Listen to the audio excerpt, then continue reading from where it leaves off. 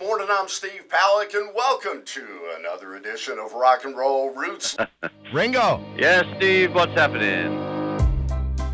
I don't think Milwaukee knows that we have a national treasure living right here, and it's Steve Palec. Sure, we've had great bands and brands, but who helped catapult them? Who gives them a platform, not just on his show, but behind the scenes, helping people out and connecting them? Steve will probably be weirded out by me saying this, but it's in his heart, and it needs to be told. This book is a big deal.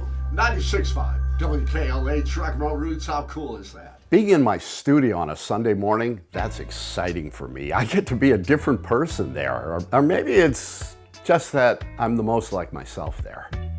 I'm Alita's husband, and lucky for that. I'm a fan of the Brewers, Packers, Admirals, Bucks, and Badgers. I love my dog Luke, and I'm a Milwaukee lifer. But in the studio, I get to be a friend that people invite into their living room for a few hours every weekend. There is where I get to play the music that's the soundtrack of my life. Growing up, radio was one of my windows to the world, alongside the television screen at night and the view of the alley into a life that never quite felt like my own. Life wasn't in my house, it was out there, in speakers, on screens, and the Milwaukee streets that I wanted to make my own. Neighborhoods were a big deal back in 1964. I'd go downtown and it was completely different than my own area. It was exciting. It was a whole different world there. It's where I'd pick up STP stickers from my bike. I'd visit the Moon Fun Shop.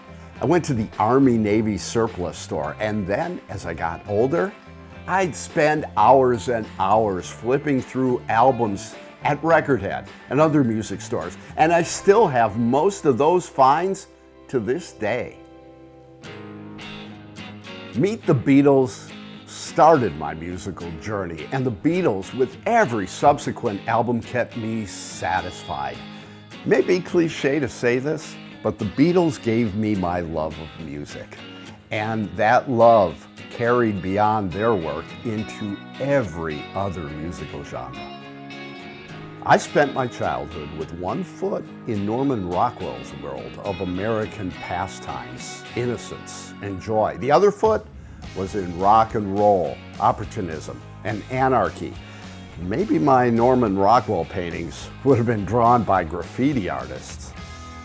I'd like to think that I've kept the spirit of fun and desire for joy through all of my life's chapters, whether it's been during great interviews with the likes of Les Paul, Ringo Starr, or Alice Cooper, working in real estate and on community boards to make my city and state more vibrant, cheering on the Brewers, indulging in great foods, spending time with my family, or just sipping on a good bourbon at the end of the day.